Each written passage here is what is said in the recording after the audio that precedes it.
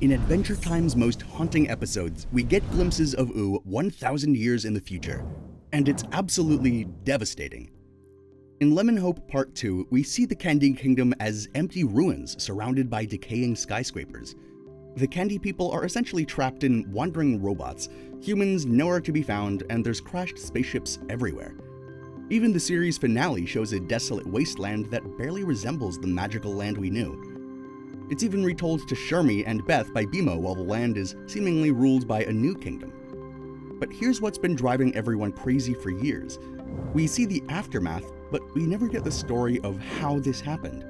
What could possibly transform Finn and Jake's vibrant, magical world into this dystopian nightmare? Well, after diving deep into every canonical hint, fan theory, and timeline detail, we think we've finally solved it. Piecing everything together starts at Come Along With Me, where the world is at the brink of war. PB and Uncle Gumbald can't seem to put aside their differences. Golb is summoned to the world of Ooo, and reality starts warping, and the treehouse is destroyed. For a terrifying moment, it looks like everything Finn and Jake fought for might be undone. But there's still hope. Betty fuses with Golb to save Simon, Fern's remains become a seed, which will become important later, Simon is human again, Gunther is turned into the ice thing, and most important of all, the humans arrive back on Ooo. Pay attention to that detail, it'll be even more relevant later than Fern's seed. The series could have ended there, right? With rebuilding, hope, and the promise that adventures would continue forever. And it kinda does. The first moment being just a little while after Come Along With Me. The Distant Lands episode Obsidian shows us the first change that might impact Oo's future. It's about PB. She isn't at the Candy Kingdom 24/7 anymore, though that still doesn't explain much. For that we have to dig deeper by going even a couple years further to Fionna and Cake. During Fionna and Cake, we see that humans have built Upton, a new floating city on the land of Ooo, no longer being secluded to Founders Island. Simon works there, and he even rings Marceline, who's getting tattoos together with PB. Besides that, he also meets adult Finn. It all establishes the following. 1. There's no conflict between humans and Candy people. 2. Finn is alive and still adventuring, with a tattoo of Jake, who's already passed away. 3. PB is still having more fun and ruling less. And 4. The world is actually still vibrant, filled with magic and even more technology. Which all seems really nice and peaceful. But when we jump ahead 1,000 years and Come Along With Me, everything has changed. Shermie and Beth are living in Marceline's old cave house, surrounded by relics from Finn and Jake's time. PB and Marcy don't seem to be around anymore, and neither is Finn, obviously. Then there's 2 more consistencies. There's the massive tree, grown from Fern's seed, now dominating the entire landscape and piercing the clouds like some ancient monument. Then there's the Candy Kingdom, which sits empty. Trains frozen mid-journey on abandoned tracks, surrounded by human-like skyscrapers. The skies are overcast and colorless, nothing like the vibrant Ooo we knew, or maybe it's just stormy. There are beacons of light in the future, however. There's BMO wearing PB's tiara, as well as a massive roaming robot called a prize ball guardian. We even get a glimpse inside one in Graybles 1000+. Kuber enters one of those prize ball guardians and finds Candy citizens in suspended animation in the glass head of the guardian. The Guardian's interior looks like a living quarters, complete with that same portrait of Princess Bubblegum's castle, which gives us detailed hints about the eventual fate of the Candy Kingdom, but that's not the biggest mystery. The biggest mystery is the new kingdom seemingly ruling Ooo. It's the Pup Kingdom, one made by Jake's descendants, currently ruled by a tyrant named Gibbon. And Beth, who is literally Pup Princess, far heir to Jake, is a fugitive of this authoritarian regime. All these hints kept driving the mystery. We see the ending, but none of the middle. No great battle, no explanation for the skyscrapers, spaceships, or the fact that everything is abandoned and not even destroyed. The humans from Founders Island that Finn discovered? Gone. Princess Bubblegum and her vast candy civilization? Hiding in mobile shelters. The Fire and Slime Kingdom? Seemingly at war. The Ice Thing? Missing one of his gems. So the question becomes, how do you get from Golb's defeat and Oo's salvation to this? Some fans assume Ooo just faded away. That maybe Princess Bubblegum died of old age, the kingdoms gradually emptied out, and nature reclaimed everything over 1,000 years. But that doesn't explain the skyscrapers around the previous Candy Kingdom, and all the candy people suspended in animation. something happened to make them abandon it all without being wiped out.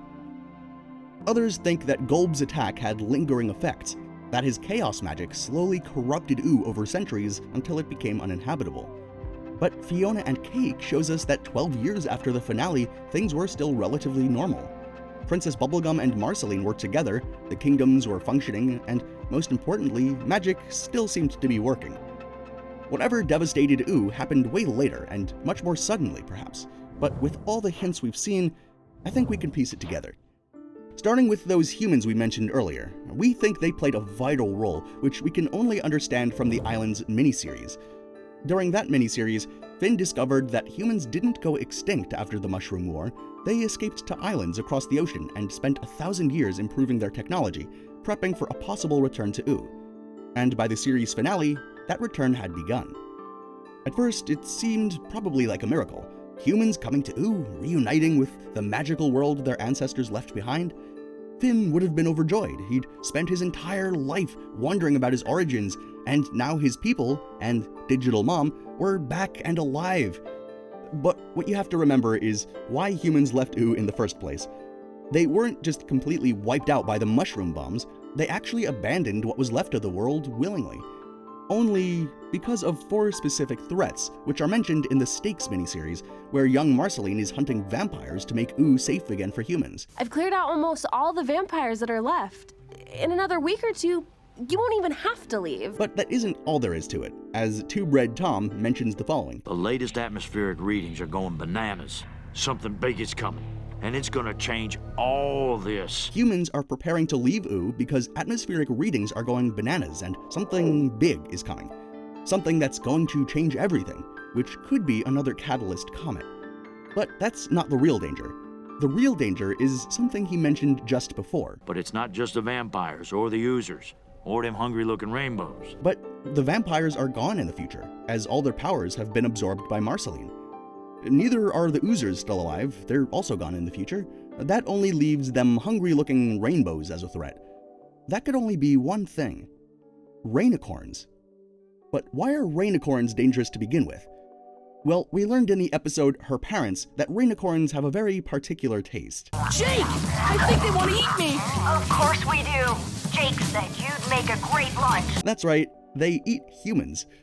One of the main reasons the humans left Ooh and colonized the place later known as Founders Island was to avoid getting eaten by rainicorns. Now, humans would never willingly return to danger. There's over 1,000 years between their departure from Ooh and their return.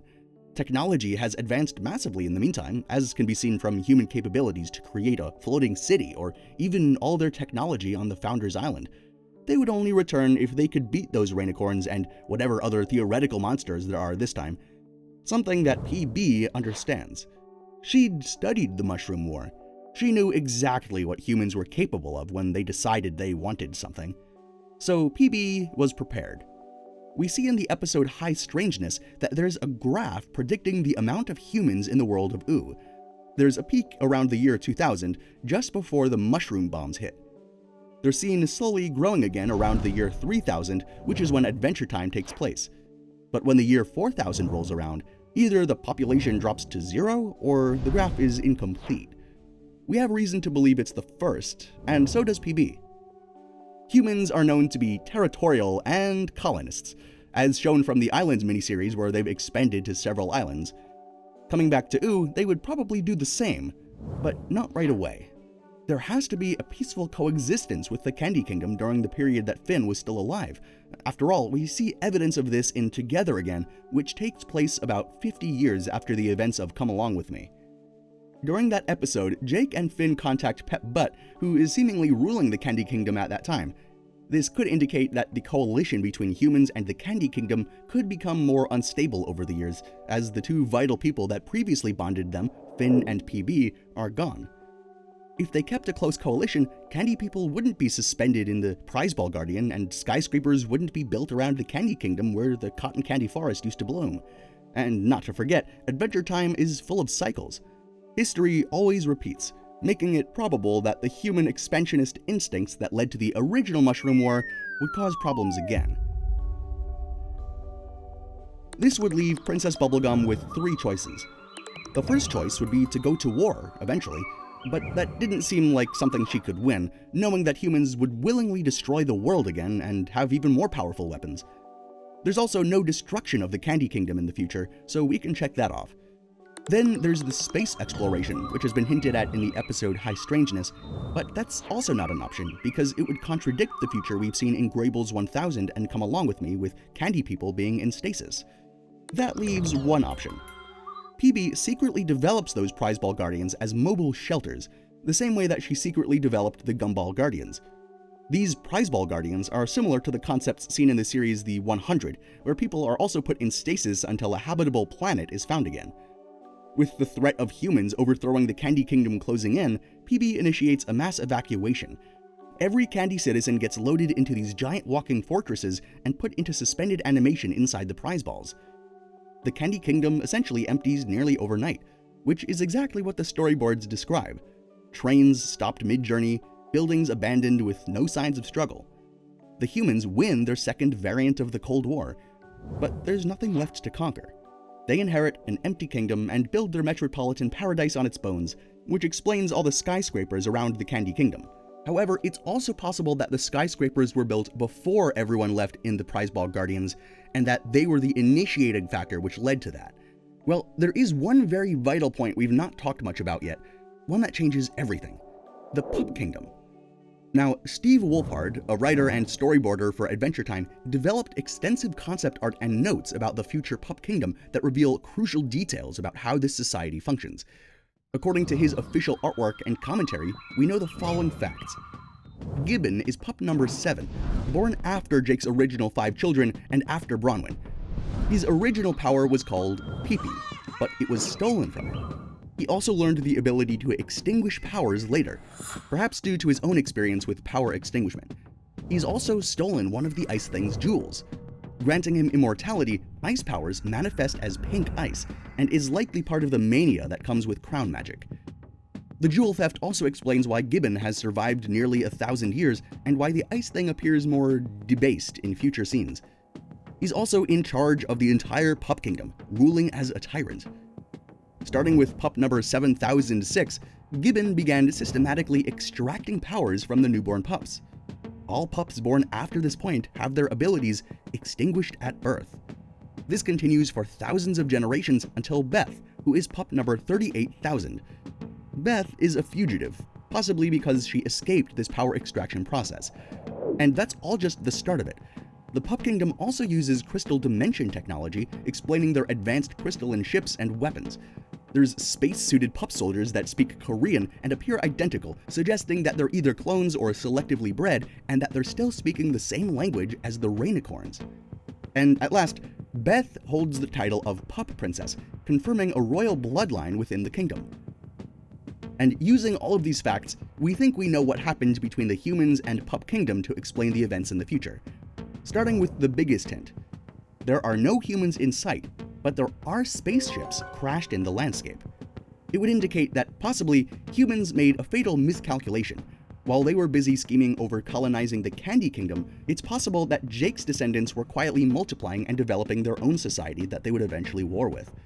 These descendants were Rainicorn and pup hybrids with shape-shifting powers, extended lifespans, rapid reproduction rates, and most importantly, a dying thirst for human delicacies.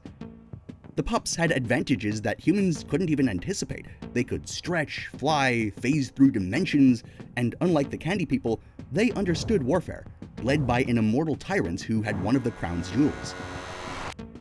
The stolen jewel would have further implications too, like slowly corrupting the Ice Thing, who now only has 2 instead of 3. We've seen what happens to the Ice King when Betty messed with the crown. What did Simon always do when losing his sanity to the crown? That's right, capture princesses. What do we see in the intro of Come Along With Me? Pink hands coming from a jail cell in the Ice Kingdom, implying that the Ice Thing has possibly captured Princess Bubblegum, which explains why the Prize Ball Guardians' living quarters are empty. Though that isn't too relevant to this theory, but it is another interesting one that we could potentially go into. We're here to talk about the brewing conflict between the humans and Pup Kingdom, so continuing with that, humans have better technology than before, but couldn't anticipate the Rainicorns also evolving during a 1,000-year period, leaving them at a huge disadvantage. That would leave 2 options. humans could be eradicated by a war, but that isn't too evident. There's no destruction here, right? It would be much more plausible for humans to have gone into space, granted their technological advancements, and it would also fit with PB's human population on Ooh chart, with all of them leaving nearly at once. And she has also tried to populate other planets before, so it fits. Though technically, it is also probable that the humans and pups never really had a war, and that humans just left Earth because of other reasons. Their skyscrapers are beat up, but it might just be a time thing, nothing nearly as devastating as an actual war would be. Either way, humans would be gone from Ooh, and the pup kingdom would take over its remains to gain access to spaceships and space travel. This explains everything we see in the future episodes: the empty Candy Kingdom, evacuated, not destroyed, forced by the humans; the modern ruins of the skyscrapers, built by the victorious humans or the encroaching colonizing humans, then abandoned when a new threat emerged; the Pup Kingdom's advanced technology, then salvaged from both human and Candy Kingdom and pre-war sources; and then PB's prediction charts would basically add up. Even Beth's royal title makes sense. Most importantly, it explains why Princess Bubblegum never woke her people up at the end. The world stayed dangerous for 1,000 years, and something happened to her, so she couldn't get back. There was war after war, ruler after ruler, and none of them created the peaceful Ooh where Candy people could safely return and where she could free her own people. Until maybe now, with Shermie and Beth ready to change everything. But this theory does still leave some loose ends. The Fire and Slime Kingdom are at war, but why?